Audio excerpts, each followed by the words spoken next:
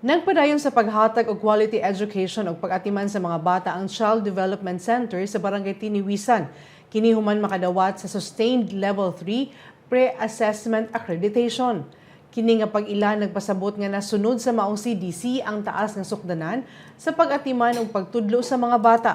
Giapil sa assessment ang kalidad sa pagtudlo, learning environment, health and nutrition, child protection ug ang pagpatuman sa mga programa alang sa early child development.